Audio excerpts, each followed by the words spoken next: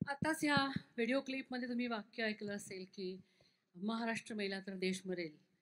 अशा पद्धतीचं जाज्वल्य वातावरण ज्या घरामध्ये होतं त्या घरामध्ये या माणसाचा जन्म झाला आहे. सर्वसाधारणपणाने मुलं चार भिंतीच्या आत जगणाऱ्या कुटुंबात जन्माला येतात.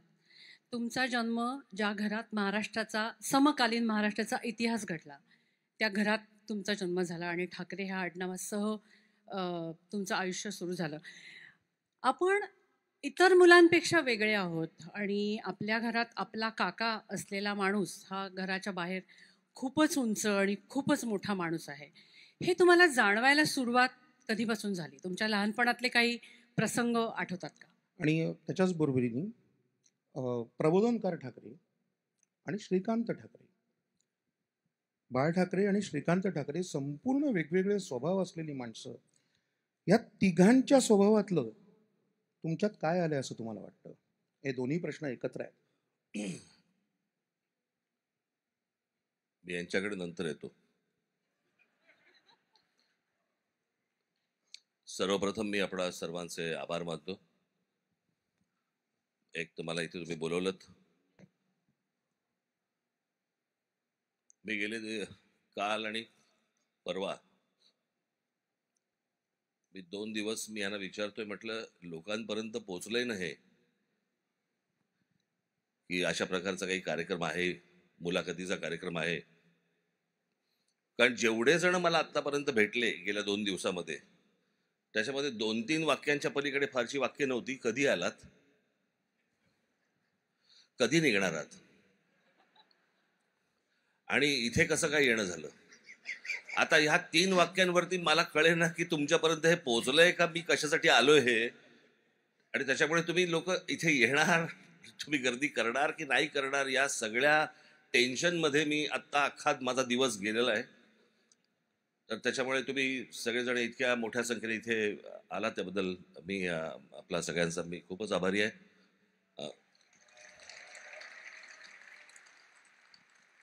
आपण दोघांनी ज्या प्रश्नाला सुरुवात केली त्या प्रश्नाची उत्तरं शेवटी देईपर्यंत त्याला 56 वर्ष जातील,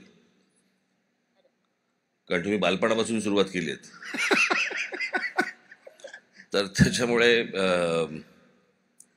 असं कधी लहानपणी काही जाणवलं नाही, आम्हाला जाणवू दिलं पण नाही की आम्ही कोणत्या घरामध्ये आहोत किंवा काय. आणि खास करून बालमोहन विद्या मंदिरच्या आमच्या मास्तरांनी किंवा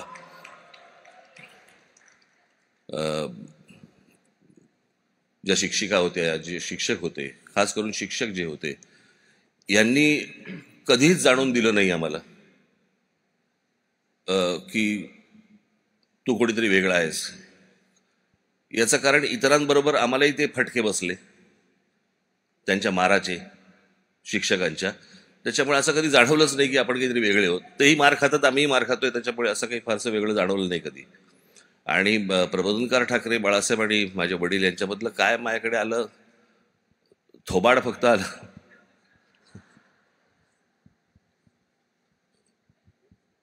अजून नाही, अशा काही असं बऱ्याच गोष्टी आहेत अशा. पण पर्टिक्युलरली एखादी गोष्ट सांगायची झाली की हो, ही मला प्रबोधनकारांकडनं मिळाली, ही मला माझे काका बाळासाहेब ठाकरेंकडनं मिळाली. माननीय मला असं वाटतं, माझ्या आजोबांचं एक वाक्य मला फार महत्वाचं वाटतं की महाराष्ट्राबद्दल एखादी कडवट गोष्ट मांडताना तुमच्या नजीकचा माणूस दुखावला तरी चालेल, पण भूमिका महाराष्ट्राबद्दलची सोडू नका. आणि ती गोष्ट लहानपणापासून मी जे कसं होतं, आपण एखाद्यावरती संस्कार झाले म्हणतो आपण, असे संस्कार कोणी करत नसतं. तुमच्या आजूबाजूला जे गोष्टी घडत असतात ते तुम्ही टिपत असता आणि ती गोष्ट तुमच्यावरती होत असते आपोआप. तशी मला असं वाटतं माझ्यावरती अनेक गोष्टींचे संस्कार झाले आणि त्यातनं तो कडवटपणा आला. वडील, अर्थातच तुम्हाला संगीताचा कान त्यांच्याकडनं आला असेल असं आम्हाला नक्की वाटतं. पण तरी देखील तुम्ही नाटक, सिनेमा, इतर कलांची आवड, आपल्या सगळ्यांनाच माहिती आहे त्यांच्या बोटात रंग आणि रेषा अशा दोन्ही गोष्टी आहेत. आत्तापर्यंत, लहानपणापासून आत्तापर्यंत एकीकडे ह्या सगळ्या गोष्टी स्वतः काका व्यंगचित्रकार, तुम्ही व्यंगचित्रकार आणि एकीकडे राजकारण, या दोन्ही गोष्टी सतत एकमेकांना सांगड घालत आजपर्यंत कधी असं वाटलं नाही का की आता हे सोडून द्यावं, राजकारण सोडून द्यावं आणि नाही मला मी जे शिकलोय ते करावं? याचं कारण असं साहेब की एकदा तुम्ही बोलताना आम्हाला म्हणाला होतात की मला एकदा विषय निघाला होता तेव्हा की मला कधीही राजकारणात यायचं नव्हतं. साहेबांना इथे डिझनीमध्ये मला वाटतं ग्राफिक चं शिक्षण नाही, मला माझी इच्छा होती त्यावेळेला कॉलेजमध्ये असताना की वॉल्ट डिझनी स्टुडिओमध्ये ॲनिमेटर म्हणून काम करावं. पण ते काही त्यावेळेला कुठची माध्यमं नव्हती, त्यावेळेला काही कसले आत्तासारखं काही ईमेल बिमेल कोणाला पाठवणं, आपलं काम पाठवणं असं काही प्रकारच नव्हते. कोणाला फोन करायचा आणि कोणाला चिठ्ठी पाठवायची तेच माहीत नव्हतं. त्याच्यामध्ये ती गोष्ट तशी राहून गेली. पण सांगड हा भाग असेल तर साधारणपणे मी राजकीय व्यंगचित्रकार झालो, आणि राजकीय व्यंगचित्रकार आणि राजकारण हे काही वेगळं नसतं. मला असं वाटतं की त्या राजकीय व्यंगचित्रकारितेचा मला उपयोग भाषणामध्ये होतो, किंवा एखादी योग्य गोष्ट योग्य पद्धतीने किंवा एखादं भाषणामध्ये मी अनेकदा, मला अनेक लोक म्हणतात, मला जाणवत नसतं पण अनेकदा मी व्हिज्युअल क्रिएट करतो किंवा तुमच्या डोळ्यासमोर एखादी गोष्ट मी उभी करतो, तर ती कदाचित चित्रकार असल्यामुळे झाली असेल आणि मग त्याचा उपयोग मला राजकारणासाठी होतोच. तर त्याच्यामुळे तर काही वेगळ्या गोष्टी नाही आहेत त्या. इथे एक गोष्ट मला आता सांगावीशी वाटते की मी आत्ता जसं म्हणालो की हातामध्ये तर रंग आणि रेषा आहेतच, संगीताचा कान आहे, तर नुसता कान नाही आहे. आपल्या अनेक जणांना माहीत नसेल पण राज ठाकरे स्वतः उत्तम संगीत देऊ शकतात. इथे सांगायला हरकत नाही, पण त्यांच्या एका चित्रपटातली, मी नाव आत्ता फक्त तसं सांगत नाही, पण त्यांच्या एका मित्राच्या चित्रपटातली एक चाल ही पहिल्यांदा राजसाहेब ठाकरेंनी गुणगुणून मग त्याच्यावरती त्या मित्रांनी पुढचं गाणं बनलंय. ते गाणं म्हणजे छमछम करताय नशीला बदन. ही मूळ चाल, शब्द माझे नाही तर शब्द नाही, पण ही चाल मूळ स्वतः साहेबांची आहे. आत्ता आनंद म्हणाला त्याप्रमाणे इतर राजकीय नेत्यांच्या तुलनेत विचार करता तुमच्या व्यक्तिमत्वातला हा सगळ्यात महत्त्वाचा गुण आहे की राजकारणाच्या पलीकडे विविध क्षेत्रात तुमचे अत्यंत जीवाभावाचे स्नेही आहेत. म्हणजे अगदी लताबाईंपासून जावेद अख्तर आणि सलीमबाईंपासून तर अगदी अजय अतुल आणि आनंद इंगळे ह्या मराठी कलाकारांमधल्या तर बहुतेक कलाकारांच्या बरोबर तुमचे. आता आनंद इंगळे वगैरे असा का हात गेला? लता मंगेशकर वगैरे असं, आनंद इंगळे वगैरे असा तोही हात वरती गेला तर चाललं असतं त्याला. पण खरं का? बरोबर आहे. याच्यासाठी तरी टाळ्या वाजवाच माझ्यासाठी. तर मला तुम्हाला असं विचारायचं होतं की आता तुम्ही म्हणालात की मी व्हिज्युअल क्रिएट करू शकतो आणि ते तुमच्या भाषणाचं खूप महत्त्वाचं शक्तीस्थळ आहे. तर ह्या कलावंतांबरोबर असलेली इतकी जवळची मैत्री, याच्यामुळे तुमच्या व्यक्तिमत्वाला जे वेगवेगळे पैलू येतात त्याचा तुम्हाला राजकारणामध्ये उपयोग होतो का? निश्चितपणे.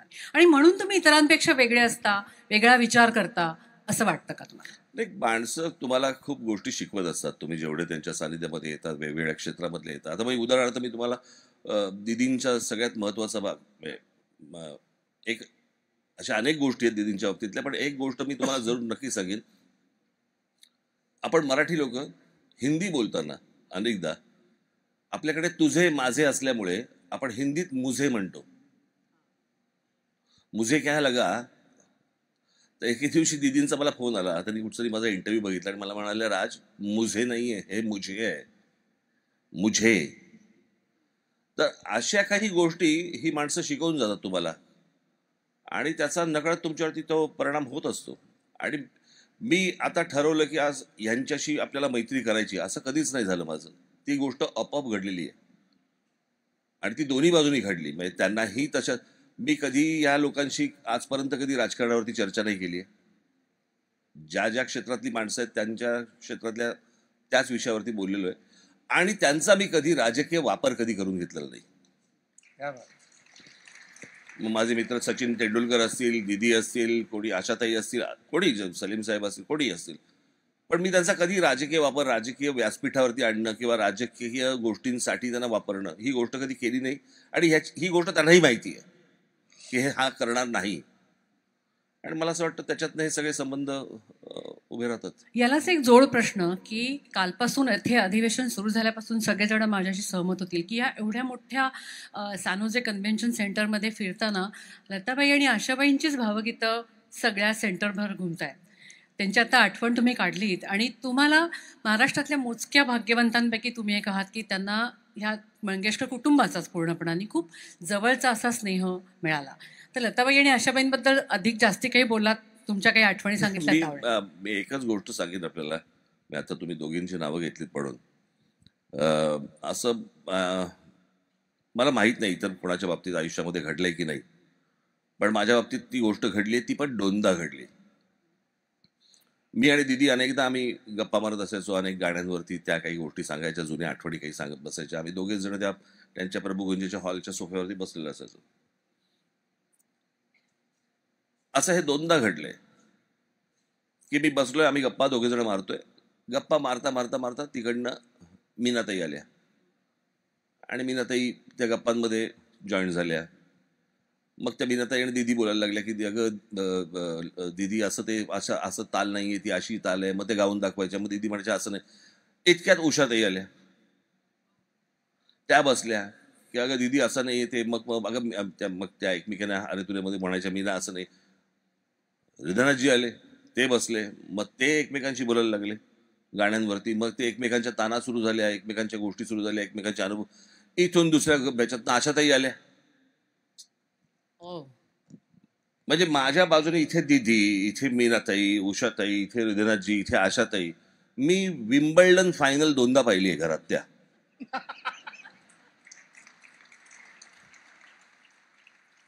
आता हे असं कोणाच्या नशिबात असेल की नाही मला माहिती नाही, असेलही, पण माझ्या बाबतीत घडलेली ही गोष्ट आहे. राज ठाकरे या माणसाचा स्वभाव हा शक्यतो खूप त्यांची भीती वाटते, त्यांना घाबरून असतात माणसं, असं एक चित्र आमच्या सगळ्यांच्या डोळ्यासमोर आहे. आत्तापर्यंत तुम्ही तसं ते प्रोजेक्टही केलं आहे कदाचित, पण तुमचा मूळ स्वभाव काही वेगळाच आहे. जसं मगाशी हा म्हणत होता की आज तुम्हाला राजा असं म्हणताना यारों का यार असं तुमचे अनेक मित्र म्हणतात. आत्तापर्यंत तुम्ही काहीही जे मित्रांसाठी केलंय ते डाव्या हाताने केलेलं उजव्या हाताला कधी कळलेलं नाहीये. असा हा शूर, दानशूर, कोणालाही न घाबरणारा माणूस आयुष्यात कधी दुसऱ्या कोणाला घाबरलाय का? किंवा घाबरून तिथनं पळून जायची वेळ आली असं कधी झालंय का? नाही, पळून जायची अशी वेळ नाही आली. घाबरलोय. आई. आणि तुम्ही शिक्षकांनी पण तुम्हाला फटके दिले असं? त्यांना घाबरलो नाही मी, त्यांनी मारलं होतं. एक आई आणि एक माझ्या मुलांची आई.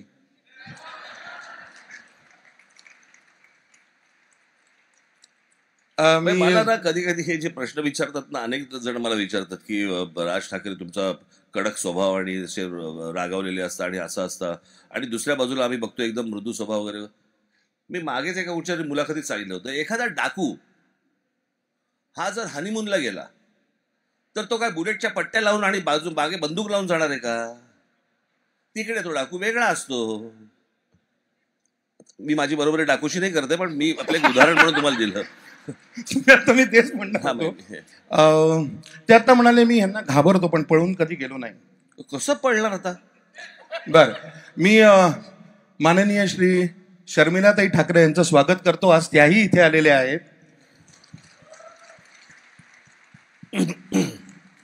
आणि तुम्हाला असं विचारतो की हे म्हणतात मी घाबरलो पण कधी पळून गेलो नाही. लाईट्स प्लीज आता लावले. हा, तर तुम्हाला असा कुठला प्रसंग माहिती आहे का मी पळून गेल्याचा? त्यांनी शोधलंय काहीतरी? सांगितलं होतं त्याला, विचार सांगू का नको? कोणता? 31 डिसेंबर रात्री. अरे ते लग्नाच्या अगोदरची गोष्ट. मग ते तर सांगा ना. अरे झालं असं 31 डिसेंबरला आम्ही कुठेतरी बाहेरगावी गेलो आणि माझं आणि हिचं जमलंय हे ह्यांच्या वडिलांना म्हणजे मोहन वाघांना माहीत नव्हतं. रात्री काही 2, 2:30, 3च्या सुमारास मी म्हणजे हिला सोडायला गेलो गेटपाशी. तर गेटपाशी कोणतरी मला फिरताना दिसलं. तर हिने मला सांगितलं, राजा निघ, बाबा आहेत. बरं 31 डिसेंबरची पहाट होती. मी बघतोय, म्हटलं बाबा नाही, वॉचमन आहे.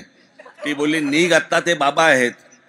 आणि जेव्हा मला ते दिसले त्यावेळेला एकदाच पळून गेलो होतो फक्त. अच्छा, तसं पळून जाणं तेवढंच. कारण तेव्हा आम्हाला मोहन काका असं म्हणाले होते की फायनली वाघाने त्याची पोरगी सिंहाला दिली. तुम्ही काय म्हणालात त्याच्यावर? मग कशावरनं? वाघांची मुलगी सिंहाच्या घरी आली. नाही, त्यांना नाही, आम्हाला म्हणाले होते. माझी आया झडली आता सगळी. तेव्हाचे फोटो आहेत का रे? मागे पहा तुम्ही कसे दिसतात पण वेगळे. धन्यवाद शर्मिलाताई, तुम्ही इथपर्यंत आलात आज आणि या कार्यक्रमाला उपस्थित राहिलात. आपले मनपूर्वक आभार. धन्यवाद. आपण तुमच्या रागाबद्दल बोललो, ते गंमत त्याच्यातली आपण बाजूला ठेवू. पण एकूणच जर का बघितलं तर तुमच्या भाषणामध्ये जेव्हा तुम्ही जाहीर सभांमध्ये प्रामुख्याने बोलता तेव्हा तुमच्या मनामध्ये उसळणारा व्यवस्थेविरुद्धचा राग जो आहे तो सातत्याने असा खरा लखलखताना दिसतो. अनेकांचा राग फक्त शब्दात असतो. तुमचा शब्दांच्या पलीकडे जो व्यवस्थेच्या विरोधातला राग आहे तो अखंड जिवंत आहे इतकी वर्ष तुमच्या मनामध्ये. ह्या रागाचा संबंध तुमच्या तारुण्याशी आहे का आणि व्यवस्थेशी तो किती आहे? ते त्याचं तारुण्याशी काय संबंध? आमच्या आजोबा सांगायचे ना की माणूस विचाराने तरुण पाहिजे, कळलं का? वय वगैरे ह्या सगळ्या गोष्टी इकडे तिकडे असतात, पण तो विचाराने तरुण असेल तर मला असं वाटतं की त्याला राग येणं स्वाभाविक आहे. आणि ज्या गोष्टी आपल्याकडे घडत असतात, मी कालच कोणाशी तरी बोललो होतो इथे आपल्या हॉटेलच्या गेटवरतीच मला काही जण मला भेटले. त्यांना मी त्यांना सांगत होतो की भारतामध्ये लोकशाही आपण म्हणतो, पण भारतामध्ये लोकशाही नाही आहे. आपल्याला लोकशाहीचा अर्थच नाही कळलाय अजूनपर्यंत भारतामध्ये. अमेरिकेमध्ये जी आहे त्याला मी लोकशाही म्हणेन. आणि याचं कारण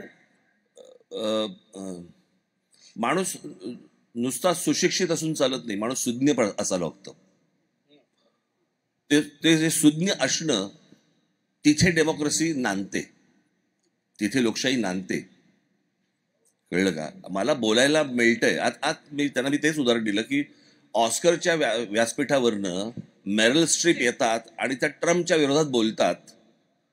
आणि त्या बोलल्यानंतर, इतकं कडवट बोलल्यानंतर मेरिल स्ट्रीपच्या चित्रपटांना काही त्रास होत नाही त्याच्यानंतर. मला असं वाटतं की ह्याच्यासारखी लोकशाही नाही कुठची. पण हे वातावरण भारतात का तयार होऊ शकलं नाही असं वाटतं तुम्हाला? नाही, आपल्याकडे तसं नव्हतंच ना कधी. इतके हजारो वर्ष राजा आणि प्रजाच होतं ना. अचानक कोणाला तरी वाटलं आणि तुम्ही लोकशाही, जगातली सगळ्यात मोठी लोकशाही असलेला देश, ते फक्त आपल्याकडे पॉप्युलेशनने मोजतात, त्याचा लोकशाहीशी काही संबंध नाही. पण ज्या प्रकारच्या आपल्याकडे इलेक्शनच्या सिस्टीम चालतात किंवा ज्या प्रकारचं काय आपण ज्याला भ्रष्टाचार म्हणूया, ज्या प्रकारचं करप्शन, आता करप्शन वगैरे ह्या सगळ्या गोष्टी तुमच्या इकडे अमेरिकेत पण असतील, कुठे युरोपात असतील, अजून ठिकाणी असतील, पण खालपर्यंत नाही आलंय. ते वरच्या लेवलला काहीतरी असतील गोष्टी, पण ते खालच्या लेवल आपल्याकडे सगळ्या वरपासून खालपर्यंत सगळं आलंय. आणि त्याच्यामुळे आपण एक साधं उदाहरण समजा घेतलं की एखाद्या मुलाला जर समजा डॉक्टर होण्यासाठी म्हणून जर समजा 1-2 कोटी रुपये जर समजा कॉलेजला द्यावे लागत असतील, तर तो कॉलेजमधनं बाहेर पडल्यावर डॉक्टर झाल्या पहिल्यांदा लुटायला सुरुवात करेल 2 कोटी. आता हे 2 कोटी रुपये द्यायचे, त्याच्यातनं त्यांनी डॉक्टर व्हायचं. मला असं वाटतं की ह्या पूर्वी गोष्टी नव्हत्या ना, ह्या हल्ली सगळ्या वाढायला लागल्यात आणि त्या खूप देशामध्ये खूप वाढत आहेत. मला काय देशाला आपल्या शिव्या द्यायच्या नाही आहेत, तो उत्तमच देश आहे, त्याच्याबद्दल प्रश्न नाही आहे. पण काही सिस्टीम्स अशा आहेत ज्याच्याबद्दल मला राग येतो, ज्या मी बोलून दाखवतो, ज्या मी व्यक्त करतो. तुम्ही आता म्हणालात की सिस्टीम्स काही राग येतो. अनेक वेळेला बोलताना म्हणजे मी साधी गोष्ट तुम्हाला सांगतो, साधी गोष्ट. आत्ताच निवडणुका झाल्या, ग्रॅज्युएट कॉन्स्टिट्युन्सी, पदवीधर मतदारसंघ, याच्यातनं एक आमदार निवडून येतो. ऐका आम्ही काय म्हणतोय ते. पदवीधर मतदारसंघामधनं एक आमदार निवडून येतो. जो उमेदवार, त्याला ग्रॅज्युएट झालेली माणसं मतदान करतात. बरोबर आहे? म्हणजे शिक्षित माणूस रांगेमध्ये उभा राहून त्या माणसाला मतदान करतो. तो जो कॅन्डिडेटचा फॉर्म आहे, फॉर्म जो भरायचा, त्याच्या खाली, मी पूर्वी बघितलं होतं, आता पाहिलेलं नाहीये, पण तरी अजूनही तेच आहे, त्याच्या खाली लिहिलेलं आहे त्या फॉर्मच्या, जो उमेदवार फॉर्म भरतो, सही अथवा अंगठा. म्हणजे तो उमेदवार शिक्षित असला पाहिजे अशी अट नाहीये, पण त्याला मतदान करणारी माणसं ही शिक्षितच असली पाहिजेत. ही कोणती लोकशाही आहे? हा कुठचा प्रकार आहे? आणि दिवसा ढवळ्या तुम्हाला या सगळ्या गोष्टी दिसत असताना आपण त्या गोष्टी बस आपला देश आहे, राज्य आहे म्हणून स्वीकारायच्या, मला मान्य नाहीत त्या गोष्टी. ही साहेब झाली सिस्टीमची गोष्ट. पण अनेक वेळेला मराठी माणसाच्या सामूहिक स्वभावाविषयी सुद्धा तुम्हाला प्रचंड त्रास होतो. त्या नक्की कुठल्या कुठल्या गोष्टी आहेत मराठी माणसाच्या? इतक्या वेळेला तुम्ही मराठी माणसासाठी मी हे करीन, मी ते करीन, मी ते करीन, अशा अनेक गोष्टी तुमच्या मनात केल्या आहेत, तुमच्या मनात असतात. पण तरी मराठी माणसाचं एक सामूहिक मन आहे जे तुम्ही अनेक वेळेला म्हणता, आणि त्याच्या काही गोष्टींचा तुम्हाला प्रचंड राग येतो. तो राग नक्की काय आहे? मला असं वाटतं की आपण मराठी म्हणून एकत्र येऊन, जसा कानडी माणूस विचार करतो, कळलं का, जसा बंगाली माणूस विचार करतो, जसा तमिळ माणूस विचार करतो, जसा गुजराती माणूस विचार करतो. गुजराती माणसं एकमेकांसमोर आली की गुजरातीमध्ये बोलतात, तमिळ माणसं एकमेकांसमोर आली की तमिळमध्ये बोलतात. आपल्याकडचाच महाराष्ट्रामधला प्रॉब्लेम आहे, जो मला महाराष्ट्रामध्ये अनेक ठिकाणी मला जाणवतो. इथलं मला माहिती नाही, मी आताच 3 दिवस झाले आलोय, पण ते हिंदीत वगैरे बोलायला लागतात. मला या सगळ्या विषयावरती मला 1-2 तासाचं लेक्चर देता येईल या सगळ्या गोष्टींवरती. पण मला एवढंच म्हणायचं की आपल्यामध्ये साधी गोष्ट सांगतो, आपण कुठे तुटतो किंवा फुटतो. आज इथे माझ्या अनेक माता भगिनी आलेल्या असतील. तुम्ही जर समजा एखाद्याच्या घरी जेवायला गेलात, बरोबर, आणि समजा त्याच्याकडे काही पदार्थ बनवलेले असतील. समजा आपण एक उदाहरण म्हणून घेऊया, आपण समजा तिथे त्यांनी एक वरण बनवलेलं असेल, तर तिथे एक बाई जागी होते आणि ती एक वाक्य बोलते जे अनेक ठिकाणी मी ऐकलेलं आहे, कदाचित ते तुम्हाला इथेही ऐकायला मिळत असेल. आमच्याकडे जरा थोडंसं वेगळ्या पद्धतीचं होतं, फोडणी जरा वेगळी घाल. आता हे जे आमच्याकडे जे आहे ना, इथेच तुम्ही पहिल्यांदा त्याला दूर लोटता. असं तामिळांमध्ये होत नाही, असं बंगाल्यांमध्ये होत नाही, असं गुजरातांमध्ये होत नाही. मला असं वाटतंय की आपण मराठी म्हणून ज्या वेळेला एकत्र उभे राहू, या जातीपातीच्या सगळ्या भिंती गाडून पाडून ज्या वेळेला उभे राहू, त्यावेळेला मला असं वाटतं जग आपली दखल घेईल. जग आपली दखल घेईल. खरं तर ह्याच्या पुढचा प्रश्न थोडासा पुढे होता, पण आता तुम्ही जातीपातीचा विषय काढला आहे म्हणून आपल्याला अनेक वेळेला माहिती आहे की साहेब असं म्हणाले, ते जातपात मला मान्य नाही, मला एकाच वेळेला जातपात मान्य आहे, ती म्हणजे खाद्यपदार्थांमध्ये. वेगवेगळ्या जाती जमातींमधले जे उत्तम खाद्यपदार्थ आहेत तेव्हाच मला जातपात मान्य आहे. साहेब, आता मग हा विषय निघाला आहे म्हणून मी पुढचा प्रश्न विचारतो. मला जातपात मान्य नाही, मला जात कळत नाही, असंही तुम्ही एकदा म्हणाला होतात. आज जेव्हा राजकीय संपूर्ण वर्तुळात महाराष्ट्रामध्ये सतत जातीचं, आपापल्या समाजासाठी लढून आपापल्या जातीचं राजकारण केलं जात आहे, तेव्हा मी जातपात मानत नाही हे म्हणणं राजकीय दृष्ट्या नुकसान नाही का? नाही, पण मला असं वाटतं की अख्खा समाज हा काही जातपात मानत नसतो. त्यातले काही राजकारणापुरता काही गोष्टी लोक या सगळ्या गोष्टी करत असतात. पण माझा विश्वास आहे की ह्या सगळ्या जातीपातीच्या सगळ्या भिंती काढून महाराष्ट्र एकदा उभा राहील, नक्की उभा राहील. मी त्याला नक्की उभा करेन. हे तुम्ही म्हणता तेव्हा ह्याला जोडून एक प्रश्न येतो. तुम्ही जे मगाशी म्हणालात ते अगदी बरोबर आहे, की सगळी माणसं काही जातपात मानत नसतात. एक विशिष्ट राजकारणातला वर्ग तो आपल्या राजकीय हितासाठी आणि शॉर्ट टर्म गेनसाठी ह्या सगळ्या गोष्टी करतो. तुम्हाला असं नाही वाटत का, की समाजातली बदलती परिस्थिती ही राजकीय नेतृत्वाच्या दखलंदाजीतच नाही आहे महाराष्ट्रात किंवा देशभरात तुम्ही म्हणा, आणि मग एक तुटलेपण आहे, म्हणजे आपला समाज वेगळ्या दिशेने चाललाय आणि त्यांच्यापासून राजकीय नेतृत्व तुटत चाललेलं आहे, त्यांचा काही संबंधच उरलेला नाहीये, असं तुम्हाला वाटतं? मी तुम्हाला एक गोष्ट सांगतो. मी मध्यंतरी पुण्याला आणि मुंबईला काही छोटे मेळावे घेतले. मला बरं झालं आज मी इथे या व्यासपीठावर मी आपल्याशी बोलू इच्छितो. आपण थोडासा काळाचा भाग जर समजा घेतला तर महाराष्ट्राचा इतिहास देशाचा आलाच त्याचबरोबर, पण महाराष्ट्राचा इतिहास म्हणून आपण पकडूया. या महाराष्ट्राचा इतिहास हा तुम्हाला लिहिताना काय झालं नाही काहीतरी खाली पण 95च्या आधी आणि 95च्या नंतर तुम्हाला असाच लिहावा लागेल. 95च्या अगोदरपर्यंत एक प्रकारची थोडी बहुत शांतता होती, कळलं का? 91ला म्हणजे राजीव गांधी गेल्यानंतर ज्यावेळेला नरसिंहराव ज्यावेळेला पंतप्रधान झाले, त्यांच्या इकडे अर्थमंत्री मनमोहन सिंग ज्यावेळेला झाले, त्याच्यानंतर ते गॅट डंकेल आणि या सगळ्या गोष्टीतनं मार्केट ओपन झालं.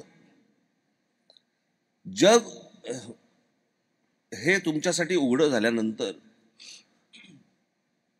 जो चळवळीमधला, राजकारणामधला, इतर सगळ्या भागांमधला असा जो शिक्षित मध्यम वर्ग जो होता,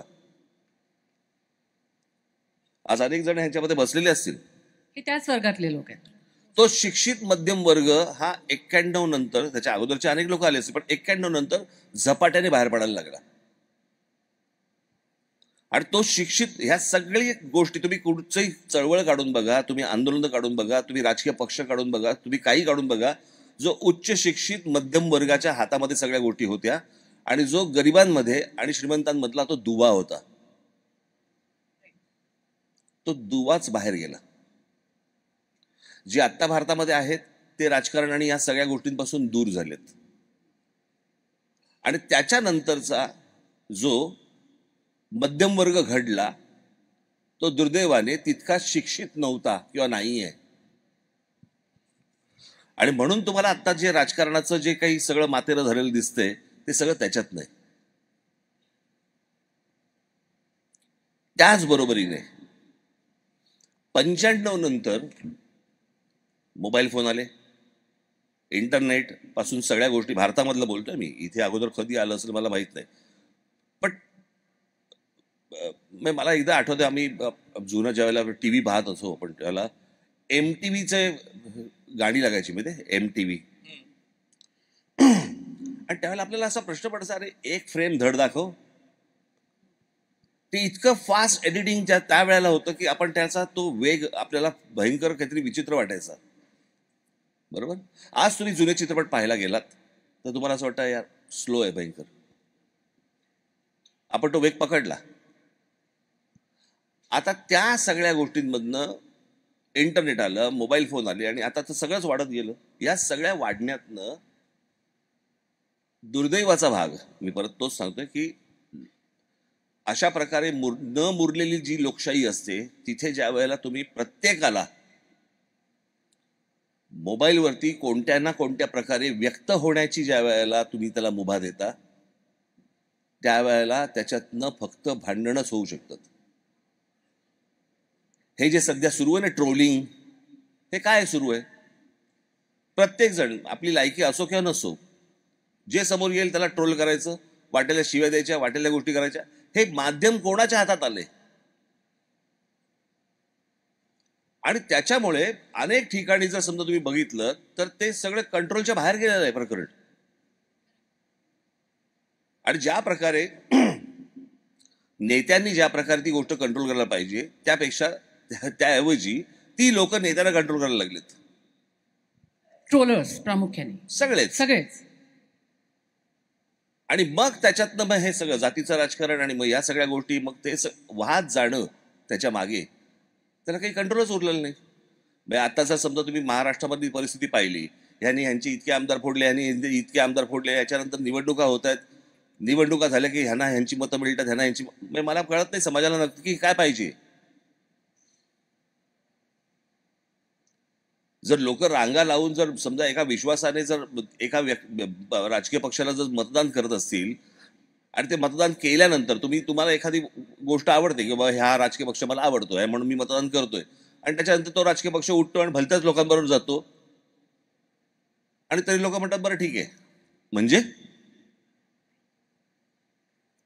अशा प्रकारची जर तुम्ही मतांशी जर प्रतारणा करणार असाल तर हे वायाच जाणार सगळं प्रकरण.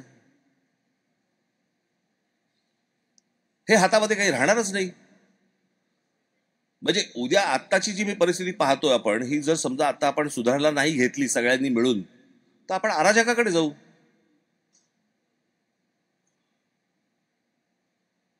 कोणीच कोणाला कंट्रोल करत नाहीये. साधी गोष्ट, तुम्ही आता आज अमेरिकेमध्ये तुम्ही पोलिसावरती हात उचलू शकता का? नाही उचलू शकत. आपल्याकडे भारतामध्ये जर समजा महाराष्ट्रामध्ये कोणी येतं बाईकवरनं येतो, पोलिसाच्या कानफडीत मारतो, पुढे काय होत नाही, त्याला 1 दिवस जेल होते, पुढे बाहेर सोडून देतात. पोलिसावर हात टाकता तुम्ही? अशा प्रकारच्या जर गोष्टी आता मध्यंतरी काहीतरी किती खाली जायचं आपण, याला काही मर्यादा. आता कोणतरी एका पोराने काहीतरी ती पोरच्या गाडीत 2 मुलांना काहीतरी ते मारले पुण्याला, बरोबर आहे. त्या पोराची, त्याच्या आईची, बापाची, सगळ्यांची, आजोबांची, सगळ्यांची चर्चा सुरू आहे. त्या 2 मुलं जी मेली आहेत त्यांच्याबद्दल कोणीच बोलत नाही.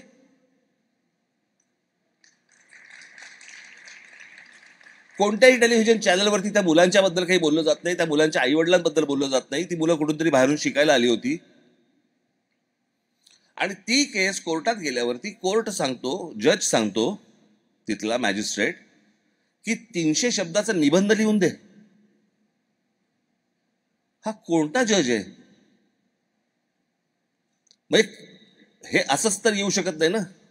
पैशाचा देणघेण झाल्याशिवाय अशा प्रकारची गोष्ट कोर्टामध्ये होऊ शकत नाही. मग तुम्ही विश्वास कोणावर ठेवणार? पोलिसांवर, कोर्टावर, नेत्यांवर, प्रशासनावर, कोणावरती? जर समजा या सगळ्या गोष्टींवरचा लोकांचा विश्वास उडाला तर आपण अराजकाकडेच जाणार, अजून कुठे जाणार? पण तुम्हाला असं नाही वाटत का की हे जे तुम्ही म्हणताय या प्रत्येक गोष्टीबद्दल सर्वसामान्य माणसांच्या डोक्यात राग आहेच, त्याचं करायचं काय हे त्याला कळत नाही. म्हणूनच ना प्रश्न असा आहे की जर समजा माझ्या मताशी जर समजा समोरचे प्रतारणा करत असतील तर त्या व्यक्तीला मी शिक्षा करणार. पण साहेब, पुन्हा तेच, सामान्य माणूस म्हणून मी मत दिलेलं आहे आणि माझं मत हीच माझी ताकद आहे, आणि आता ते बदललं. 5 वर्षानंतर एक उदाहरण म्हणून देतो. दुसऱ्या महायुद्धाच्या काळामध्ये ज्यावेळेला विन्स्टन चर्चिल, ज्यांचं ते व्ही फॉर विक्टरी, आणि विन्स्टन चर्चिलनी दुसऱ्या महायुद्धामध्ये मोठा त्यांचा वाटा होता आणि त्यांच्यामुळे ते युद्ध जिंकले वगैरे अनेक गोष्टी झाल्या. त्या काळामध्ये युद्ध जिंकण्यासाठी म्हणून त्यांच्या राजा जो होता त्यांनी विन्स्टन चर्चिलला तिथे पंतप्रधान केलं, आणि पंतप्रधान केल्यानंतर त्यांनी ती स्ट्रॅटेजी आखून वगैरे सगळ्या गोष्टी झाल्या. 8 महिन्यानंतर इंग्लंडमध्ये निवडणुका झाल्या आणि विन्स्टन चर्चिल पडले. तिथे ज्या वेळेला हे प्रश्न विचारले गेले लोकांना की अरे, तुम्हाला युद्ध ज्या माणसाने जिंकून दिलं त्यांना निवडणुकीमध्ये 8 महिन्यानंतर तुम्ही पाडलं, काय झालं तुमचं? ते बोलले नाही, युद्ध काळात तो योग्य होता, शांततेच्या काळात योग्य नाही येतो. हा समज ज्या समाजामध्ये आहे ना, लोकशाही तिथे नांदते. पण मग या पार्श्वभूमीवरती ताज्या लोकसभेच्या निकालांकडे आपण कसं बघणार? या आत्ताच्या झालेल्या ते निकाल भारतीय मतदाराबद्दल काही सांगतात असं तुम्हाला वाटतं का? नक्की सांगतात, परंतु या सगळ्यातनं मला काय आत्ता निकाल लागलाय, यातनं बोध कोणी घेऊन काही पुढे होतंय का आता हे पाहणं गरजेचं आहे. कारण आपल्याकडे काय आता हा काही राजकीय व्यासपीठ नाहीये, परंतु उद्या कोणी इथून तिथे जातील, कोणी तिथून तिथे जातील, काही माहीत नाही आपल्याला. आता तर साधारणपणे 1 वर्षभर आपण कळ सहन करू, वर्षभरानंतर बघू काय होतंय नक्की ते. कारण आता जे काही सुरू आहे ते काही, पण मला ज्या प्रकारचा निकाल लागला, त्यांनी सगळ्यांना व्यवस्थित जमिनीवरती आणून व्यवस्थित ठेवलेलं आहे. बघू आता. महाराष्ट्र नवनिर्माण सेना ही हा पक्ष जेव्हा स्थापन करायची वेळ आली तेव्हा या पक्षाचं नाव फार मनापासून आणि फार विचार करून ठेवलं गेलं. महाराष्ट्र नवनिर्माण सेना. जे आहे त्यावेळेला त्यातलं नेमकं नक्की काय काय नको होतं म्हणून हे नवनिर्माण करायचं होतं? म्हणजे मला लोकांचा, तरुणांचा, तरुणींचा या राजकारणाकडे, महाराष्ट्राकडे, देशाकडे बघण्याचा दृष्टिकोनच बदलला पाहिजे. मला असं वाटतं माझी एक 16 मिनिटाची मी एक ॲस्थेटिक वरती एक मी डॉक्युमेंटरी केली होती 2014ला. कदाचित त्यांच्यापैकी काही जणांनी पाहिली असेल. पण मला मला महाराष्ट्र कसा दिसतो, आता एक साधी आपण गोष्ट बघूया. माझं माझ्या देशावरती प्रेम आहे. ओके, म्हणजे काय? म्हणजे काय? बॉर्डरवर जाणार आहेस, गोळीबार करणार आहेस, काय करणार आहे? माझं माझ्या देशावरती प्रेम आहे म्हणजे काय? म्हणजे आपण काय करणार आहोत? मला असं वाटतंय की त्या माझ्या डॉक्युमेंटरीमध्ये तीच गोष्ट आहे त्याच्यामध्ये, की माझ्या घराच्या आजूबाजूचा परिसर माझ्या हा जरी मी स्वतः स्वच्छ ठेवला, असा प्रत्येकाने विचार केला, तरी देश स्वच्छ होईल. माझं माझ्या देशावरती प्रेम आहे. आज तुम्ही ज्यावेळेला अमेरिकेमध्ये फिरता, ज्यावेळेला तुम्ही युरोपमध्ये फिरता किंवा बाहेर इतर देशांमध्ये जेव्हा फिरता, त्यावेळेला असं वाटतं की खरंच त्यांचं त्यांच्या देशावरती प्रेम आहे, कारण ती गोष्ट ते स्वच्छ ठेवतात. आज ज्या प्रकारचे, मी आता कालच सॅन फ्रान्सिस्कोला जाऊन आलो, मी आयुष्यात पहिल्यांदा गेलो तिकडे. काय शहर आहे सुंदर. असं शहर बघताना असं वाटतं वेल डिझाईन शहर आहे. त्या डॉक्युमेंटरीमध्येच मी एक वाक्य टाकलं होतं की आज जर समजा तुम्ही गेलात हिरोशिमा आणि नागासाकीला, तर आपला कोणाचा विश्वास नाही बसणार की इथे 2 अणुबॉम्ब टाकले होते. अणुबॉम्ब. मग आपली शहरं जी आहेत ही काही कारण नसताना बॉम्ब टाकण्यासारखी वाटतात.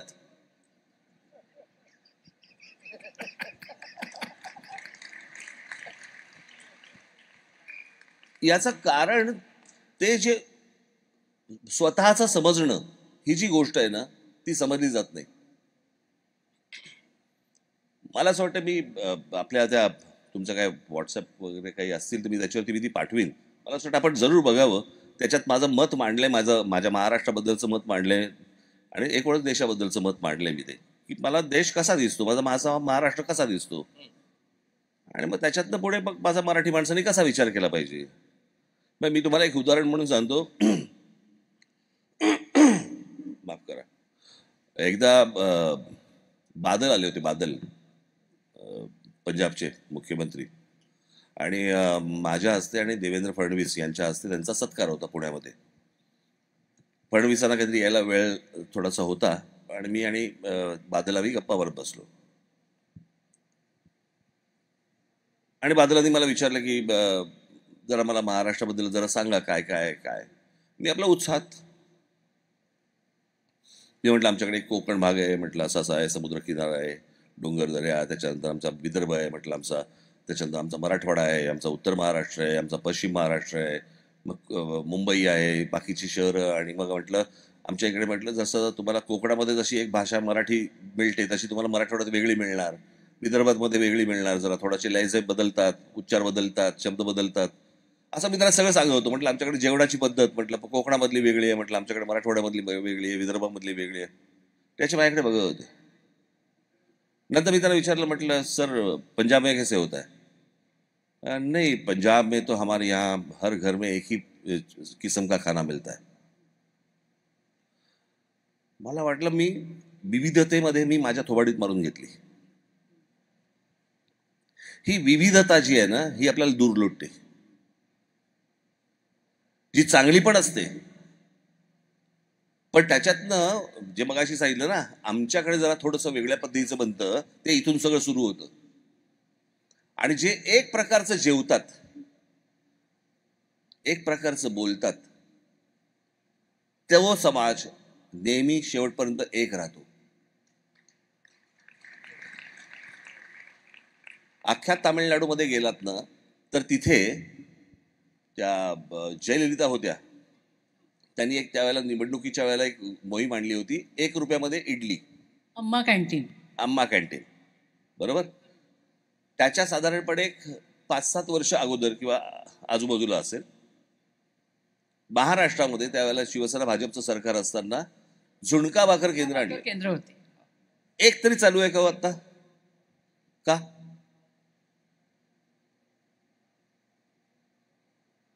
कारण आमच्यासारखा झुणका नाही बनत इथे. प्रत्येक विभागात झुणक्याची चव पण वेगळी आहे. प्रत्येक ठिकाणचा झुणका वेगळा आहे. आता आमच्याकडे जर झुणकाच प्रत्येक ठिकाणी वेगळा मिळणार असेल, आम्ही एका शब्दात एका चालीत कसं बोलायचं? आणि या सगळ्या गोष्टींसाठीचा जो महत्वाचा दुवा आहे, मला असं वाटतं तो सगळ्यात महत्वाचा दुवा हा मराठी आहे. भाषा, मराठी माणूस. तुम्हाला महाराष्ट्र, ह्या महाराष्ट्र हा तुम्हाला एक ठेवणं गरजेचं आहे. नाही तर फोडायला काय लागतो वेळ आपल्याकडे. पण मग ह्याच्याशी भौगोलिक संदर्भाचा काही संबंध असेल का? कारण आता हे बघा, इथे बसलेली सगळी माणसं महाराष्ट्राच्या सगळ्या भागातून आलेली आहे. ती देशाच्या बाहेर गेली की मराठी म्हणून एक होता, आणि तिथे असताना विदर्भातली आणि मराठवाड्यातली वेगळी असतात. हे का? माझा एक मित्र फार छान बोलला. त्याने सांगितलं की आम्हाला, आपल्याकडे पूर्वी कोकणामध्ये अनेक पुढारी जायचे आणि पुढारी जाऊन बोलायचे की आम्ही कोकणाचा कॅलिफोर्निया करू. त्यांच्या लक्षात आलं की आता हे होऊ शकत नाही. मग अनेक कोकणस्थ उठले तिकडनं आणि कॅलिफोर्नियात आले.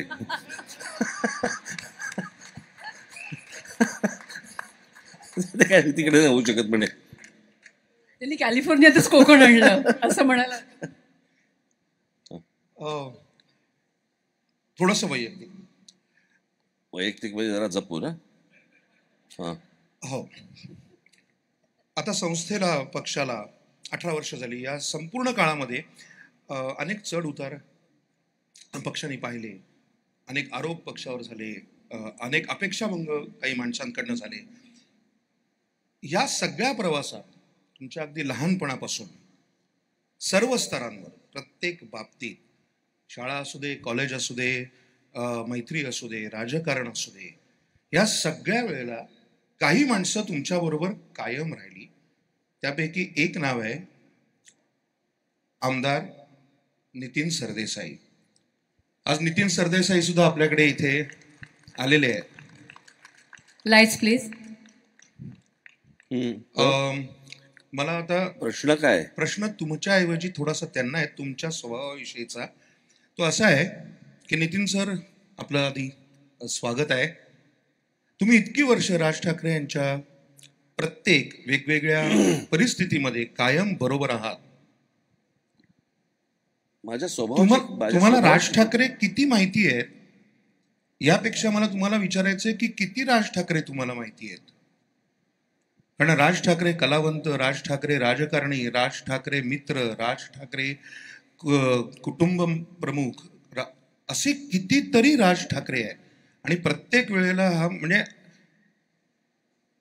तुम्हाला काय वाटतं, तुम्ही इतके दिवस यांच्या बरोबर आजपर्यंत असण्याचं कारण काय? त्यांच्या स्वभावातली कुठली गोष्ट तुम्हाला अशी वाटते? अरे बाबा, मला ना स्तुती ऐकायला आवडत नाही. त्यांच्या स्वभावातली कुठली गोष्ट तुम्हाला आवडत नाही? हा, म्हणजे ते स्तुती करतीलच असं नाही. शिव्या ऐकायची इतकी सवय लागली आहे. असं आहे की त्यांच्यातला अँग्री यंग मॅन सगळ्यांनी बघितलाय. तो सभांमधून असेल किंवा कुठेही असेल, पण त्यांच्यातला एक स्वतःच्या कुटुंबासाठी किंवा त्याच्या सगळ्या मित्रमंडळाच्या कुटुंबासाठी सुद्धा असला एक प्रेमळ माणूस तो मी अत्यंत जवळून वर्षानुवर्ष बघितलाय. आणि तो खूप वेगळा आहे.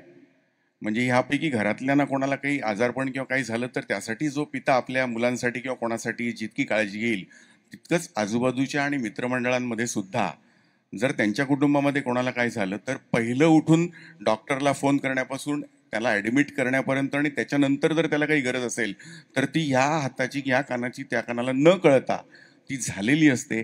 आणि त्याचा उल्लेख त्याच्यानंतर पुढच्या आयुष्यामध्ये कधीही होत नाही. हे राज ठाकरे मी अत्यंत वर्षानुवर्ष जवळून पाहतोय, आणि ते वेगळे पण या नेत्यामध्ये नक्कीच आहे. आणि कदाचित तेच कारण असेल की आमची मैत्री टिकली. हा, त्याच्यात एक व्यसन पण आहे त्यांचं, ते म्हणजे मैत्रीचं. प्रचंड सगळे, कारण मला फक्त सुपारीच्या खांडाचंच व्यसन नाहीये. नाही, हे व्यसन मैत्रीचं जे आहे, त्यामुळे मगाशच्या प्रश्नाशी असं आहे की इतकी या सगळ्या क्षेत्रातले मित्रमंडळ कसे, तर त्याचं कारण हे आहे की ह्यांच्यामध्ये कुठला तरी तो असा एक आकर्षून घेणारे काहीतरी त्या व्यक्तिमत्वामध्ये आहे. एकदा माणूस जोडला गेला की तो कायम तसाच राहतो. कदाचित सेम पेजवर असतात, म्हणजे मध्ये किती वर्षांची गेली पुन्हा भेटल्यावर ते तिथेच असतात. हे वेगळे पण नक्कीच आहे. मला आपणा सर्वांना एक प्रश्न विचारायचा आहे. आपण सगळे आता जे आलायत ते ह्या मुलाखतीसाठी आलायत ना? नक्की ना? हां. नाही, मला काय झालं होतं, एकदा मागे मी नगर जिल्ह्यामध्ये एक कर्जत नाही, कर्जतच मला सुटतं, वरती तिकडे कर्जत जामखेड म्हणून बाग आहे. तिथे प्रचार सभेला गेलो होतो मी. 95ची गोष्ट सांगतोय. आणि इथे खूप डोंगरावरती असं वरती होतं. तिकडे मी गेलो, तिथे तर प्रचंड थंडी होती. प्रचंड म्हणजे प्रचंड थंडी. मी गेलो व्यासपीठावर तर सगळेजण कानटोप्या बिनटोप्या घालून होते. समोर बसलेली जी लोक होती सगळं भरलं होतं. मला असं 92 वगैरे असेल त्याला, 92ला वगैरे. आणि सगळे समोर लोक बसले होते, सगळे घोंगडीमध्ये होते, आतमध्ये होते सगळे. बरं, काही टाळ्या वाजल्या तर आतल्या बाजूच्या मला काहीच कळायचं नाही, आणि काही हसले तरी पण मला काही समजायचंच नाही ते सगळं. आणि मी आपलं, आणि तिथे कसं होतं, बाकीचे सगळे घोंगडीमध्ये, कानटोप्यांमध्ये, शालीमध्ये सगळे. मी झब्या लेंग्यात, मला कोणी सांगितलंच नाही. त्याच्यामुळे मी आणि झेंडा हे दोघे फडफडत होतो तिकडे. आणि मी तिथे पोचल्यानंतर मी भाषण माझं संपलं. राष्ट्रगीताला लोक उभी राहिली, राष्ट्रगीत संपलं आणि लोक परत बसली. म्हटलं आता का बसलेत? नंतर पिक्चर आहे ना.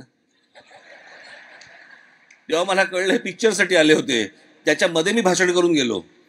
तर असं नाही आहे ना आत्ताची मुलाखत? असं नाही, असं नाही. हा, जे बोलतायत ते तुमच्या विषयीच बोलताय. विचारलेलं बरं. नाही, पण सरदेसाईंच्या उत्तरानंतर त्यातूनच एक प्रश्न तयार होतो की आज नितीनजी इथे आहेत, अनिल शिदोरे इथे आहेत. वेगवेगळ्या क्षेत्रामध्ये काम करणारी अशी विचारी माणसं तुम्ही तुमच्या पक्षाबरोबर दीर्घकाळ जोडून ठेवलेली आहेत. आणि थिंक टँक म्हणजे मी नाशिकची आहे, त्याच्यामुळे नाशिकमध्ये आपल्या महानगरपालिकेच्या निवडणुकांमध्ये तुम्ही जे वेगवेगळे प्रयोग केले होते ते आम्ही मतदार म्हणून जवळून पाहिलेले आहेत. त्या विषयात आपण जायला नको. पण मला प्रश्न विचारायचा तो असा आहे की या पद्धतीचा विचार करणारी, नव्या दिशेने जाऊ इच्छिणारी, त्या दिशेने जाण्याचा मार्ग माहिती असणारी माणसं राजकारणात ह्याच्या पुढच्या काळात येतील का, असं चित्र आहे. कारण आजूबाजूचं जे काही भीषण आणि बकाल वास्तव आहे ते पाहता नवा विचार करणारा आणि जग बदलायची इच्छा असणारा कोणीही तरुण मुलगा किंवा मुलगी राजकारणात मी जाईन अशी महत्वाकांक्षा असलेलं कोणाला तुम्हाला ऐकू नाहीये. आत्ताचं उदाहरण देतो मी. हां, आत्ता म्हणजे एक अर्धा पाऊण तासापूर्वीचं. ओके. शर्मिलाच्या एक मैत्रिणी इथे बसल्यात समोर. त्यांची एक मैत्रीण आत्ता त्यांना भेटायला आली होती. त्या बसल्या असतील इथे कुठेतरी. नाही, त्या हे नाही, ह्या सुलू ते त्यांची एक मैत्रीण बसली होती. त्या मैत्रिणीचा मुलगा किती वर्ष झाली? 8 वर्ष झाली. तो इथे वाढलाय, इथे जन्माला आला, सगळं काही इथून केलं. त्याला कुठची भाषा येत नाही. तो इथून मुंबईला गेला. मुंबई, काठमांडू, कलकत्ता अशा अनेक ठिकाणी ज्या मुलींना जबरदस्ती वेश्या व्यवसायाकडे पाठवलं जातं त्या मुलींची सुटका करण्यासाठी म्हणून तो माणूस प्रयत्न करतो. मुलगा तरुण पोरगा आहे. त्या एका मिशनसाठी म्हणून तो तिकडे गेलाय. जो इथे जन्माला आला, इथे शिकला, इथे वाढला, आणि एके दिवशी त्याला असं वाटलं की नाही, मला या विषयात काम करायचंय, म्हणून तो मुलगा उठला, इथून गेला आणि भारतात आत्ता तो काम करतोय या विषयावरती. आज अनेक तरुण इथे असतील. मला असं वाटतं की महाराष्ट्रासाठी आपल्याला जर काही समजा काही करायची इच्छा असेल, वाटत असेल, तरी जरूर तिथे महाराष्ट्रामध्ये या. पण आखूड शिंगी, बहुदुधी, कमी चारा खाणारी गाय जगात मिळत नाही. कळलं का? मला ढोसलं पण नाही पाहिजे, पण चारा पण कमी खाल्ला पाहिजे आणि दूध पण जास्ती दिलं पाहिजे, असं अशी कुठचीच गाय नसते. तर त्याच्यामुळे जर यायचं असेल तर मला असं वाटतं सर्वस्व पणाला लावून तुम्हाला यावं लागेल. आणि जे काही महाराष्ट्रासाठी म्हणून, मराठी भाषेसाठी, मराठी माणसासाठी म्हणून करता येईल, देशासाठी करता येईल, ते मला असं वाटतं तुम्ही केलं पाहिजेत. कारण तरच मी तुम्हाला सांगतो, मला ह्या सर्व लोकांचे, हे सगळे अमेरिका स्थित, अनेक जण युरोप स्थित अनेक लोक आहेत भारतामध्ये गेले, खास करून आपले मराठी लोक. मला तुमच्याबद्दल प्रचंड कुतूहल आणि कौतुक आहे. ऐकून तर घ्या. पण तुम्ही कौतुक आहे म्हणालात ना. तेच तर सांगतो की पाण्यापासून टॉयलेट पेपर पर्यंतचा जो प्रवास आहे, मला असं वाटतं तो अद्भुत आहे. जरा तपशिलात सांगा ना. ह्याहून तपशिलात काय सांगू तुम्हाला? काय हो तुम्ही पण अजून किती तपशिलात जायचं याच्या? म्हणजे माझं असं म्हणणं आहे की तो विचार करणं. मी आत्ता तुम्हाला सांगतो साधी गोष्ट. जर समजा आता आम्ही कधी कुठे परदेशी येतो किंवा मी कुठे महाराष्ट्र टूरवरती असतो, खूप दिवस बाहेर असतो आणि मग एक घरची ओढ लागते, घरी गेलं पाहिजे. खास करून परदेशामध्ये असताना तर ते जास्ती होतं. एक 10, 12, 15 दिवस झाल्यावरती असं वाटतं आता जाऊया, आता घरी जाऊया आता. कळलं का? तो जो होमसिक होणं जे आहे ते न होता ह्या लोकांनी एके दिवशी विचार केला की मी आता आज घर सोडतोय, एका देशात, वेगळ्या देशात जातोय जिथे मला कोणी ओळखत नाहीये आणि मला माझं तिकडे आयुष्य घडवायचं. मला असं वाटतं हा विचारच क्रांतिकारक आहे की अशा प्रकारे विचार करणं, तुम्ही सगळं सर्वस्व सोडून देणं, जिथे तुम्ही सगळे लहानपणापासून वाढला, जे काही लहानपणापासून पाहिलं, जे काही गोष्ट असेल, आणि एके दिवशी तुम्ही निघालात. खास करून तर मला अशा ज्या महिला असतात, माझ्या माता भगिनी ज्या आहेत इथे, त्यांची तर काही जणींचं तर मला त्यांचं जास्ती कौतुक वाटतं की नवरा परदेशामध्ये आहे म्हणून मला यायला लागलं. म्हणजे माझ्या मनात नाही आहे, पण आता माझं लग्न झालंय, पण मला आता यायला पाहिजे इथे, आणि इथे आल्यानंतर रुळायचं. मला असं वाटतं हे अद्भुत आहे अशा प्रकारे विचार करणं. मला त्या मुलाचं पण देखील मला त्याचं कौतुक वाटतं की तो असा इथून इथे जन्माला आला, इथे वाढला, इथे मोठा झाला, सगळा शिकला इथे, आणि एके दिवशी म्हणाला आई वडिलांना की मी चाललो भारतात. आज अनेक मुलं असतील इथे की ज्यांना असं वाटत असेल की बाबा भारतामध्ये जावं, महाराष्ट्रामध्ये जावं, पण तुम्ही ज्यावेळेला विचार कराल त्यावेळेला त्या गोष्टींचा, तर मला असं वाटतं तो पूर्ण विचार करूनच तुम्ही या गोष्टींचं पाऊल उचललं पाहिजे. कारण परत टॉयलेट पेपरवरनं पाण्यावर यायला हां थोडंसं वेळ लागेल. हां नाही, तुम्ही आता म्हणालात ते अगदी बरोबर आहे, पण तरी देखील आज इथला नुसता तरुण वर्ग नाही, तर आपल्याकडचा सुद्धा तरुण, भारतातला तरुण, महाराष्ट्रातला तरुण वर्ग आज राजकारण म्हणलं की नको म्हणतो. हो. आणि असं असेल तर मी तुमच्याच प्रश्नाला थोडासा पुढे हे करतो की असं असेल आणि इतकं चित्र विदारक असेल तर ती जी राजकारणात येणारी मुलं आहेत ती फक्त मवाली, टगे अशाच पद्धतीचं चित्र दिसतं, कार्यकर्त्यांच्या पद्धतीचं. नाही, इतकं वाईटही नाहीये. नाही, मला खरंच असं विचारायचं की शिक्षित तरुण मुलगा राजकारणात येतो, मला यायचं आहे, कदाचित आपल्या अमित ठाकरेंची पुढची पिढी, त्यांना कोणीतरी सहकारी हवा, जो शिक्षित हवा, जो शिकलेला हवा. तर अशासाठी, हे होण्यासाठी महाराष्ट्र नवनिर्माण सेना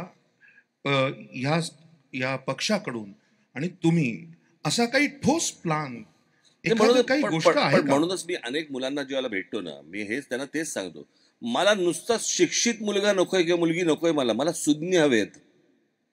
पण ते किती मिळायचे आणि कुठून? आपल्याकडे आहेत की खूप लोक आहेत ना, हजारो लाखो लोक आहेत, फक्त त्यांना अप्रोच नसतो, भेटू शकत नसतात. सो मी जाऊन भेटतो त्यांना अनेक जण मला भेटायला घरी येतात.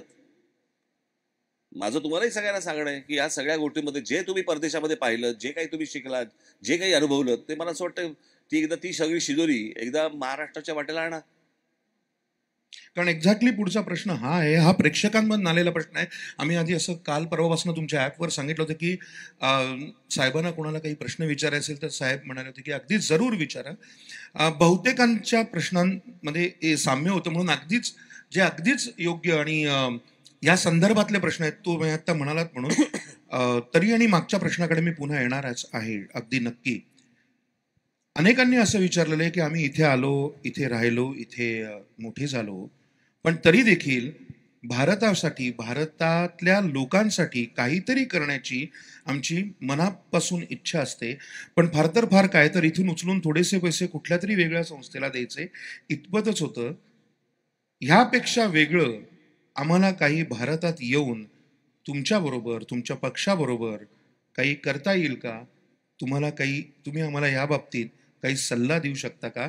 तुम्हाला काही वेगळा मार्ग दिसतो का? हा जवळपास 200 पैकी 75 ते 80 प्रेक्षकांनी हा प्रश्न विचारलेला होता. मला असं वाटतं की ते सगळे महाराष्ट्रामधनं आलेले आहेत. मी महाराष्ट्रामध्ये आहे. जे जग त्यांनी पाहिलंय त्यातलं काय उचलून महाराष्ट्रामध्ये आणता येईल हे मला असं वाटतं त्यांनी एकदा ठरवणं गरजेचं आहे. मी हात पसरायला तर तयारच आहे, पण नुसतेच उचलून पैसे द्यायचे असल्या गोष्टी करू नका. कळलं का? तसे तर मग असे खूप लोक असतात. पण प्रश्न असा आहे, काय जगातली सगळ्यात श्रीमंत गोष्ट म्हणजे महागडी गोष्ट जर कुठची असेल ना, तर ती काही हिरे मोती माणके नाही आहेत, सोनं नाही आहे. कल्पना ही जगातली सगळ्यात महागडी गोष्ट आहे. आज जे इथे तुम्ही सगळेजण इथे आलेले आहेत, अनेक ठिकाणी ऍपलमध्ये काम करतायत. ऍपल ही एक कल्पना आहे. कल्पनेतनं व्यवसाय उभा राहिला आहे, पण ती एक कल्पना आहे ना, की माझा फोन असा असेल, माझी गोष्ट अशी असेल, ही एक कल्पना आहे. सो प्रत्येक गोष्ट ज्यावेळेला उभी राहते, व्यवसाय उभा राहतो, ती एक कल्पना असते. आणि मला असं वाटतं कल्पनाच सगळ्यात महागडी असते. तर अशा काही कल्पना जर समजा माझ्या तरुणांकडे, तरुणींकडे किंवा इतर कोणाहीकडे जर समजा असतील, मला असं वाटतं मी तुमच्याशी बोलायला तयार आहे, चर्चा करायला तयार आहे. त्याच्यासाठी जी काही मदत म्हणून तुम्हाला महाराष्ट्रामध्ये लागेल, राज ठाकरेला तुम्ही गृहीत धरा. याहून पलीकडे मी काय सांगू? आता तुम्ही जो कल्पनेचा विषय मांडलात, सगळ्यात महागडी गोष्ट काय असते तर ती कल्पना, त्या तुमच्याकडे आहेत म्हणून तर तुमचं एवढं मोठं वलय महाराष्ट्रातल्या तरुण पिढीवरती आहे. एक साधा काळाचा हिशोब जर का करून बघितला तर जेव्हा तुम्ही नवनिर्माण सेना लॉन्च केली, त्या शिवाजी पार्कवरच्या भाषणातला तो ट्रॅक्टरवरचा शेतकरी अजून महाराष्ट्र विसरलेला नाही आहे, इतकी वर्ष झाली तरी. आता ह्या गोष्टीला ही तारीख होती 9 मार्च 2006, त्याला आता 18 वर्ष उलटली. म्हणजे आपण असं गृहीत धरू की त्या तुमच्या सभेला जो 20 वर्षाचा मुलगा आला असेल, तो आज 40शीत पोचून त्याला 2 मुलं झाली असतील. तरीसुद्धा आजही तुमच्या सभांना जी खचाखच गर्दी होते, त्याचं ॲव्हरेज एज खूप तरुण आहे. त्याच्यामध्ये 17, 18, 15, 20 वर्षाची प्रचंड मोठ्या संख्येने मुलं येतात. तुम्हाला काय वाटतं की तुमच्या इतका तरुणांना आकर्षून घेणारा मॅग्नेट, लोहचुंबक भारताच्या राजकीय परिप्रेक्ष्यामध्ये दुसरा कोणी असेल असं मला वाटत नाही. तुमच्याकडे अशी काय जादू आहे, काय शक्ती आहे, का एवढी तरुण मुलं तुमच्याकडे आशेने बघतायत? असं का बघतायत मला माहित नाही, पण मला असं वाटतं मी अनेकदा ह्या गोष्टीमुळे मी माझं नुकसान पण करून घेतलेलं आहे. का बरं? सांगतो ना. आणि ते म्हणजे खरं बोलणं. आपण म्हणतो की माणसाने, राजकारण्यांनी खरं बोललं पाहिजे, पण अनेकदा खरं बोलण्याचे परिणाम देखील मी तसे भोगलेले आहेत. पण म्हणून मी खरं बोलायचं बंद करीन किंवा करेन असं होणार नाही माझ्याकडनं. मला राजकारणाचा एकूणच सगळा काय म्हणू, पण त्याचं दिसणं, त्याचं असणं, सगळ्या गोष्टी मला बदलायच्या आहेत. एकदा मी नेहमी सांगत आलो की महाराष्ट्राने एकदा माझ्यावरती विश्वास ठेवावा, एकदा हे राज्य माझ्या हातामध्ये यावं.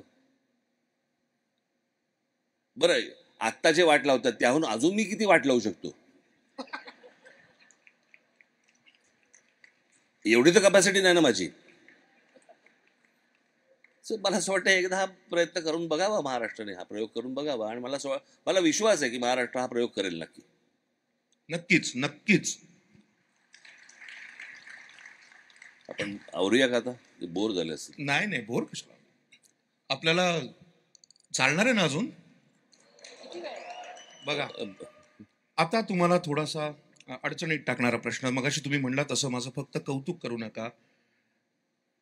महाराष्ट्र नवनिर्माण सेनेने घेतलेले, अर्थात तुमच्या पक्षाने घेतलेले, तुम्ही अध्यक्ष म्हणून घेतलेले काही निर्णय पूर्णपणे चुकले हे जाहीरपणे कधी मान्य करता येईल का? किंवा चुकले आहेत असं वाटतं का? आणि तसं असेल तर आत्मपरीक्षण जेव्हा आपण म्हणतो, हे तुम्ही स्वतःकडे कसं बघता? नाही, आत्मपरीक्षण करतोच ना आपण. ज्यावेळेला निर्णय घेतो त्यावेळेला तो चुकलेला नसतो.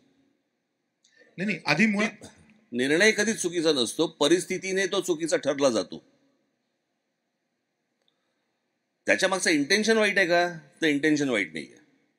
पण परिस्थिती अशी निर्माण झाली की त्यावेळेला तुम्हाला असं वाटलं की बाबा हा निर्णय चुकीचा आहे. त्याला काही नाही करू शकत तुम्ही. आमच्याकडे कसं आहे, काय शाहरुख खान सलमान खानचा एखादा चित्रपट पडला ना समजा शुक्रवारी, तर तो रविवारी सुरू करू शकतो. आम्हाला 5 वर्ष थांबायला लागतं. आणि म्हणून माझी महाराष्ट्राला नेहमी माझी विनंती हीच राहिली आहे की अरे दरवेळेला 5-5 वर्षांनी आमची वय वाढत जात आहेत. सो ज्या वेळेला जी गोष्ट हातामध्ये द्यायची, ज्या वेळेला ती ऊर्जा असते, ज्या वेळेला ती उर्मी असते, त्याच वेळेला ती गोष्ट हातामध्ये द्यावी.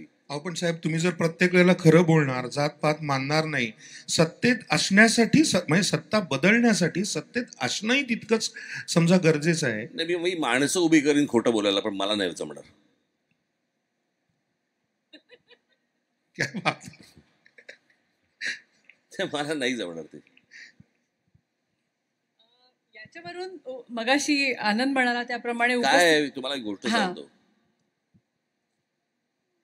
व्यक्ती, राजकीय पक्ष, हे सगळे, या सगळ्या गोष्टी असतात, येतात, जातात. सगळं महाराष्ट्र कायम राहणार आहे. मला असं वाटतं महाराष्ट्राचा विचार नीट केला पाहिजे आपण. ती गोष्ट कायम आहे ना, तो भूभाग हा कायम राहणार आहे. माणसं येत राहतील, जात राहतील. आणि म्हणूनच अशा टप्प्यांवर जेव्हा काही आपण आधीचा पक्ष सोडलात आणि नवीन पक्ष निर्माण करायची ताकद दाखवली, त्यावेळेला आपण सांगितलं होतं की एक गृहस्थ आपल्याकडे आले आणि म्हणाले काळजी करू नकोस. त्या गृहस्थांचं नाव होतं सलीम साहेब. आताचा प्रश्न 3 माणसांविषयी आहे. एक म्हणजे त्यांना आपण एकत्र म्हणतो म्हणून सलीम जावेद साहेब, 2 बाबासाहेब पुरंदरे, आणि 3 अर्थातच शिवाजी महाराज. या प्रत्येकाने, एक आपण पाहिले नाहीत, दुसरे आपल्या दोघांच्याही संदर्भात संपर्कात आलेले त्यातले 3 व्यक्ती आहेत, एक महापुरुष आहे. या तिघांबद्दल अगदी आम्हाला तो किस्साही ऐकायला आवडेल त्या क्षणाचा. आणि अर्थातच अत्यंत अवघड प्रसंगात तुम्ही मगाशी म्हणालात तसं की ह्या लोकांचं तुमच्यावरचं प्रेम, लताबाईंचा तुमच्याशी असलेला संवाद, आणि ज्या सलीम साहेबांनी तुम्हाला, हे प्लीज आम्हाला ऐकायला आवडेल की त्यावेळेला तुमची मनस्थिती अवघड होती. आम्ही ते ऐकलं आणि तेव्हा आम्हाला असं वाटलं की हे खरंच लोकांपर्यंत पोचायला हवं. आणि तेव्हा ते तुम्हाला येऊन घरी आले, तो प्रसंग प्लीज आम्हाला सांगाल का पुन्हा? नाही, मला नाही आवडत मला या सगळ्या गोष्टी सांगायला. नाही, परत प्लीज सांगा. नाही, नका ते, मला तो विषय सोडून द्या. मला स्वतः ज्या गोष्टी झाल्यात त्या झाल्यात. आता मला मी कसा होतो आणि मग मी कुठच्या परिस्थितीतून जात होतो आणि मग मला काय काय झालं, बरं, मला असल्या कुठच्या गोष्टींमधनं मला काही तसं नका सांगायचे. सांगू. सलीम साहेब, जावेद साहेब यांच्याबद्दल तुमच्या मनात असलेलं बाबासाहेब पुरंदरे, कारण मला आठवत आहे जेव्हा महाराष्ट्र भूषण पुरस्कार द्यायची वेळ आली होती आणि कोणीतरी त्यांना द्यायचा नाही म्हणून विरोध करत होता, मला तुम्ही म्हणाला होता जिथून मला शिकायला मिळेल ना, तिथून मी शिकत आलो. समाजाकडे कसं पाहावं, राष्ट्राकडे कसं पाहावं, भाषेकडे कसं पाहावं, माणसांकडे कसं मला असं वाटतं बाबासाहेब असतील, सलीम साहेब असतील, जावेद साहेब असतील, कोणी माझे वडील असतील, बाळासाहेब असतील, माझे आजोबा असतील, कोणी असतील, अनेक लेखक आपल्या महाराष्ट्रामधले होऊन गेले, दीदी असतील, आशाताई असतील, यांनी मला असं वाटतं की आपण कसं जगलं पाहिजे, आपण काय केलं पाहिजे, हे मला शिकवत गेले ते. आणि मी ती गोष्ट हेरत गेलो. म्हणजे त्या एका फरारी की सवारी नावाचा चित्रपट होता, त्याच्यामध्ये एक फार छान वाक्य होतं की एक तो स्वतःच्या मुलाला स्कूटरवरनं घेऊन चाललेला असतो आणि सिग्नल मोडतो. आता सिग्नल मोडल्यावरती तर काय आजूबाजूला बघतो कोणी पोलीस वगैरे नसतो, म्हणून पोलिसाकडे जातो, हवालदाराकडे. तो म्हणतो की मला हे भरायचे, पैसे भरायचे. तो म्हणतो कसले? तो बोला मी सिग्नल तोडला ना. तो बोला सिग्नल तोडला? कुठे तोडला? म्हणतो मागच्या सिग्नलला. मग तिकडे पोलीस नव्हता? तो म्हणतो नाही, तिकडे पोलीस नव्हता. मग कोणी बघितलं का? तो बोला कोणी बघितलं? हो बघितलं ना. तो म्हणतो कोणी बघितलं? तो म्हणतो मुलांनी बघितलं ना. जो देखेगा वही सीखेगा ना. आता त्या मुलाला जर तशी सवय लागली की हे सिग्नल तोडायची आहे, तर तो तेच करणार. मला असं वाटतं की मी ह्या सगळ्या लोकांकडनं, या सगळ्या व्यक्तींकडनं मी खूप गोष्टी हेरल्या, खूप गोष्टी घेतल्या. आणि मी स्वतःला त्या बाबतीत भाग्यवान म्हणतो की ही लोक माझ्या आयुष्यात आली. असे अनेक लोक आहेत की ज्यांच्याकडनं मी काही गोष्टी शिकल्या. म्हणजे मी बाळासाहेब ज्यावेळेला मला लहान असताना मला व्यंगचित्र ज्यावेळेला शिकवायचे त्यावेळेला काही काही व्यंगचित्र मला ते दाखवायचे. आणि त्याचं एक आणि मला ना त्या बाबतीत मी जरा बरं आहे. मी एक वाक्य एखादं कुठचं कोणी बोललं ना तसं माझ्या आतमध्ये आर पार जातं. ते एक व्यंगचित्र कुठचं तरी मला समजवत होते आणि समजवत असताना त्यांनी मला सांगितलं की हा स्ट्रोक असा नको मारू, हा त्याचा स्ट्रोक आहे, तू नको मारायला जाऊ आत्ता. कळलं का? त्याचं कॉम्पोजिशन बघ, त्याचं पर्स्पेक्टिव्ह बघ कसा आहे काय आहे वगैरे. आणि त्याच्यात त्यांनी एक वाक्य सांगितलं की तू या सगळ्या हा जो व्यंगचित्रकार आहे ह्याचा इफेक्ट घे, त्याचे डिफेक्ट्स घेऊ नकोस. कळलं का? तर मला असं वाटतं की मी ह्या सगळ्या लोकांकडनं जे चांगले इफेक्ट्स आहेत ते मी वेचत आलो आणि घेत आलो. जेवढं माझ्याकडनं शक्य होईल तेवढं मी घेत आलो. सो आणि मला असल्या कुठच्याही फ्लॅशबॅकमध्ये रमायला आवडत नाही. उपस्थितांकडून जे प्रश्न आले त्याच्यातला एक प्रश्न आत्ता तुम्ही जे बोललात त्याच्याशीच संबंधित आहे. तो प्रश्न असा आहे की व्यंगचित्रकार म्हणून तुमची काय ताकद आहे हे सगळ्या महाराष्ट्राला माहिती आहे, पण अलीकडे दुर्दैवाने तुम्हीच व्यंगचित्रांचा विषय होता अनेकदा. असे मीम्स जेव्हा तुमच्याकडे येत असतील तेव्हा तुम्हाला काय वाटतं, एक व्यंगचित्रकार म्हणून आणि एक व्यक्ती म्हणून? नाही, मी एन्जॉय करतो. फक्त बऱ्याचदा असं मला वाटतं की अरे बाबा रे, त्याला बोलून सांगावं असं वाटतं जरा थोडं ड्रॉइंग सुधार, हां, किंवा तुझा जी पंचलाईन आहे ती सुधार, अशा काही गोष्टी सांगाव्याशा वाटतात. पण मी एन्जॉय करतो. काय त्याच्यामध्ये काय, 2 द्यावेत 2 घ्यावेत. झालं. नाही. आता अजून एक महत्वाची गोष्ट, आपल्या सगळ्यांना अत्यंत आनंद होईल अशी एक गोष्ट मी आता साहेबांना विनंती करणार आहे. तुम्ही आमच्याशी गप्पा मारल्यात, मनातलं बोललात, मराठी माणसाविषयी बोललात, इथल्या अमेरिकन माणसांनी आपल्यासाठी काय करावं ह्या संदर्भात आपण गप्पा मारल्या. पण आत्ता जो विषय निघाला व्यंगचित्रकार, तुम्हाला इथे चित्र काढल्याशिवाय तर आम्ही सोडणार नाही साहेब. काय पाहिजे ना? अरे थांब ना, पण त्याच्या आधी एक शेवटचा प्रश्न आहे. बर, प्रेक्षकांकडूनच आलेला आहे, सहभागी लोकांकडून. वूप ॲपवर सगळ्यात जास्ती लोकांनी विचारलेला प्रश्न विचारायची हिंमत मी तुमच्या वतीने करते. तो प्रश्न असा आहे की राज ठाकरे हे महाराष्ट्राचे मुख्यमंत्री झाल्याची बातमी आम्हाला केव्हा कळणार? केव्हा मिळणार? केव्हा मिळणार? झाला.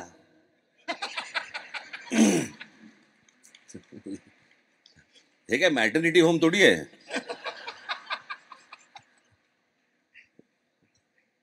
झालं.